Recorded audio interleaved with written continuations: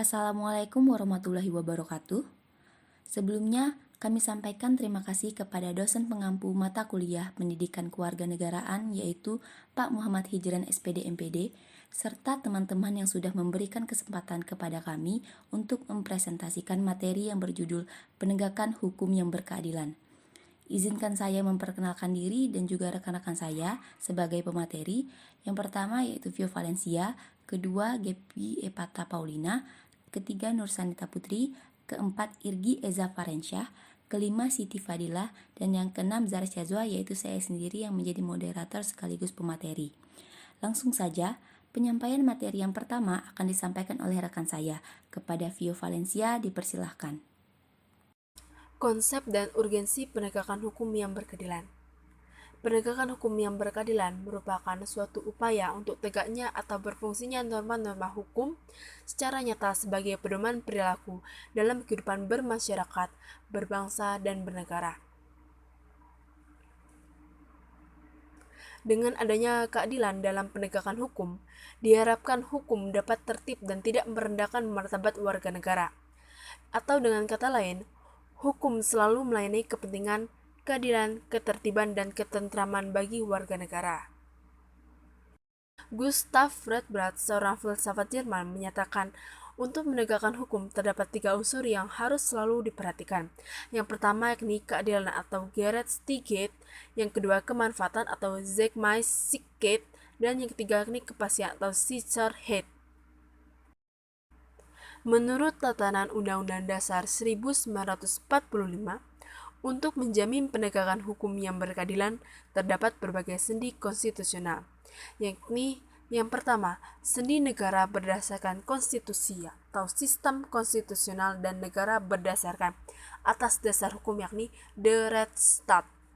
2. Sendi kerakyatan atau demokrasi. Yang ketiga, sendi kesejahteraan umum dan keadilan sosial bagi seluruh rakyat Indonesia. Serta yang keempat, yakni sendi penyelenggaraan pemerintahan menurut asas-asas penyelenggaraan pemerintahan yang baik. Penegakan hukum yang berkeadilan di Indonesia. Untuk menegakkan hukum sebagaimana mestinya, maka dibentuk beberapa lembaga di Indonesia. Yang pertama ada lembaga penegak hukum dan yang kedua ada lembaga peradilan. Selanjutnya ada lembaga penegak hukum. Lembaga penegak hukum dibagi menjadi 3 bagian, yaitu kepolisian, kehakiman, dan kejaksaan. Kepolisian. Kepolisian yaitu alat negara penegak hukum yang terutama bertugas memelihara keamanan dan ketertiban di dalam negeri. Kepolisian negara bertindak sebagai penyelidik dan penyidik. Lalu ada kejaksaan. Kejaksaan yaitu lembaga pemerintah yang melaksanakan kekuasaan negara di bidang penuntutan. Adapun wewenang jaksa, yang pertama, menerima dan memeriksa berkas perkara penyidikan. Yang kedua, membuat surat dakwaan. Yang ketiga, melimpahkan perkara ke pengadilan negeri. Yang keempat, menuntut tersangka dengan hukuman tertentu. Dan yang kelima, menerima penetapan hakim. Pelaksanaan kejaksaan di bidang penuntutan dilakukan oleh Kejaksaan Agung, Kejaksaan Tinggi, dan Kejaksaan Negeri. Lalu yang terakhir ada kehakiman. Kehakiman yaitu lembaga yang diberi kekuasaan untuk mengadili dengan seorang yang mempunyai wewenang untuk mengadili yaitu hakim. Hakim tidak boleh dipengaruhi oleh kekuasaan-kekuasaan lain dalam memutuskan perkara. Jika tidak, maka keputusan cenderung tidak adil dan bisa meresahkan masyarakat. Mengenai lembaga peradilan itu dibagi menjadi 4. Yang pertama, peradilan agama. Kedua, peradilan militer. 3, peradilan tata usaha negara. Dan yang terakhir, keempat, peradilan umum. Nah, yang pertama ada peradilan agama. Peradilan agama itu memeriksa perkara di tingkat pertama antara masyarakat yang beragama Islam di bidang perkawinan, kewarisan, wasiat dan hibah, dan juga wakaf dan sedekah. Yang kedua, peradilan militer. Berdasarkan pasal 5 ayat 1 Undang-Undang Nomor 31/1997 nyatakan bahwa peradilan militer melaksanakan kekuasaan kehakiman di lingkungan angkatan bersenjata untuk menegakkan hukum dan keadilan dengan memperhatikan kepentingan penyelenggaraan pertahanan keamanan negara. wewenang peradilan militer untuk mengadili seseorang yang pada waktu itu adalah anggota Angkatan Perang RI. Kedua, seorang yang pada waktu itu adalah orang yang oleh presiden dengan peraturan pemerintah ditetapkan sama dengan Angkatan Perang Republik Indonesia. Ketiga, seorang yang pada waktu itu ialah anggota suatu golongan yang dipersamakan atau dianggap sebagai Angkatan Perang RI oleh atau berdasarkan undang-undang. Yang terakhir, orang yang tidak termasuk golongan tersebut di atas 1, 2, 3 yang di atas, tetapi atas keterangan Menteri Kehakiman harus diadili oleh pengadilan dalam lingkungan peradilan militer. Yang ketiga, peradilan tata usaha negara adalah lingkungan peradilan di bawah Mahkamah Agung yang melaksanakan kekuasaan kehakiman bagi rakyat mencari keadilan terhadap sengketa tata usaha negara. Salah satu tugas peradilan tata usaha negara bertugas untuk mengadili perkara atas perbuatan melawan hukum yang dilakukan oleh pegawai tata usaha negara. Baiklah, di sini saya akan melanjutkan lembaga peradilan yang selanjutnya, yaitu peradilan umum atau disebut juga peradilan sipil. Adalah lingkungan peradilan di bawah Mahkamah Agung yang menjalankan kekuasaan kehakiman bagi sebagian rakyat mencari keadilan pada umumnya. Peradilan umum meliputi 1. Pengadilan negeri berkedudukan di ibu kota kabupaten kota. Yang kedua, pengadilan tinggi berkedudukan di ibu kota provinsi dengan daerah hukum meliputi wilayah provinsi. Dan yang ketiga, pengadilan khusus. Pengadilan khusus meliputi 1. Pengadilan anak, kedua pengadilan niaga, ketiga pengadilan hak asasi manusia, keempat pengadilan tindak pidana korupsi, kelima pengadilan hubungan industrial, dan keenam pengadilan perikanan. Selanjutnya, tantangan dalam penegakan hukum yang berkeadilan. Menurut Suharjono Sukanto, hukum dapat berfungsi dengan baik diperlukan hubungan 4 faktor, yakni yang pertama, hukum dan peraturan itu sendiri, dan yang kedua, aparat sebagai petugas penegak hukum, dan yang ketiga, fasilitas yang mendukung penegakan hukum, dan yang keempat, kesadaran dan kepatuhan dari masyarakat itu sendiri. 6 tantangan dalam penegakan hukum di Indonesia. Pertama, undang-undang, kedua, fasilitas, ketiga, aparat penegak hukum, 4, budaya, 5, masyarakat, 6, stagnasi. Baiklah, saya akan melanjutkan materi selanjutnya. 1. Undang-undang. Undang-undang yang seharusnya menjalankan fungsi sebagai dasar penegakan hukum di Indonesia justru menjadi salah satu hal yang menimbulkan tantangan di dalam implementasi penegakan hukum. Hal ini disebabkan oleh fakta yang menunjukkan adanya undang-undang yang menggunakan kata-kata yang multi-interpretasi dan multi-tafsir. 2. Fasilitas.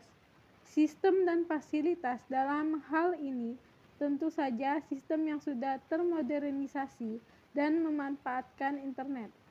Sayangnya, dalam hal penegakan hukum, sampai saat ini kurang tersedia sarana yang mengandalkan teknologi terkini. 3. Aparat penegak hukum. Lembaga penegak hukum yang terlibat harus bersedia bekerja sama untuk menegakkan hukum di Indonesia sesuai dengan fungsi dan tugasnya masing-masing. Sayangnya, pihak-pihak tersebut yang tanggung jawabnya sudah diatur oleh pemerintah justru juga ditemukan melakukan pelanggaran terhadap hukum. Yang keempat, budaya. Budaya yang dilakukan oleh suatu kelompok masyarakat menunjukkan nilai-nilai yang mereka percayai. Mereka akan melaksanakan hal-hal yang mereka anggap baik dan menghindari hal-hal yang mereka anggap buruk. Namun sayangnya, ada juga budaya yang sering kali menimbulkan masalah. Yang kelima, masyarakat. Masyarakat Indonesia adalah masyarakat yang sangat beragam. Ada juga faktor yang membedakan antara anggota masyarakat, yaitu pendidikan. Masyarakat kalangan menengah ke atas adalah mereka yang menerima pendidikan layak guna menjalankan kehidupannya sehari-hari, yang mana bertolak belakang dengan kalangan menengah ke bawah. Yang keenam yaitu stagnasi. World Justice Project tahun 2019 menunjukkan nilai penegakan hukum Indonesia tidak berubah sejak tahun 2004. Perkembangan hukum di Indonesia, mau tidak mau dan suka tidak suka, tengah mengalami periode yang bisa dikatakan stagnan. Stagnasi dalam hukum itu bukan diartikan dengan kondisi ketika tidak adanya produk hukum baru. Stagnasi juga tidak dimaknai mandeknya inovasi pembentukan aturan hukum baru yang menyesuaikan dengan keadaan aktual.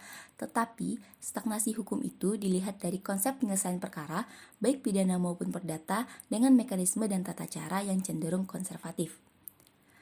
Stagnasi ini adalah salah satu bukti kondisi penegakan hukum di Indonesia dan harus menjadi motivasi untuk perbaikan di bidang tersebut.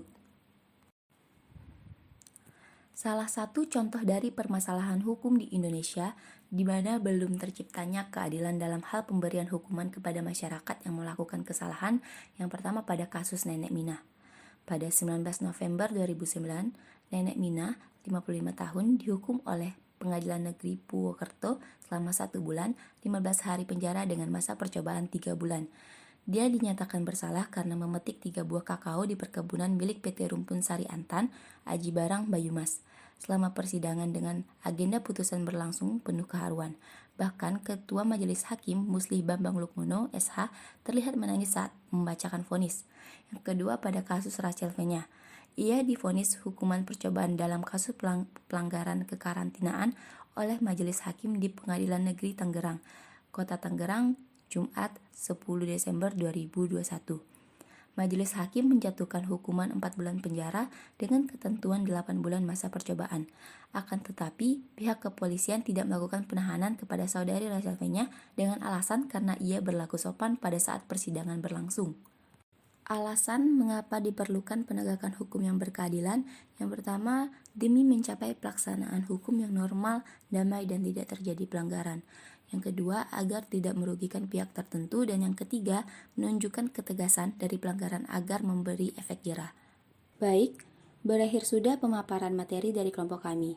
Kesimpulan yang dapat saya sampaikan yaitu dalam mewujudkan penegakan hukum yang berkeadilan, diperlukan dukungan dan kerjasama dari berbagai pihak, baik masyarakat, pemerintah, pihak kepolisian, mahasiswa, dan lain sebagainya. Apabila ada salah kata, kami mohon maaf dan kepada Allah kami mohon ampun. Saya akhiri, wabillahi taufiq wal hidayah, wassalamualaikum warahmatullahi wabarakatuh. Terima kasih.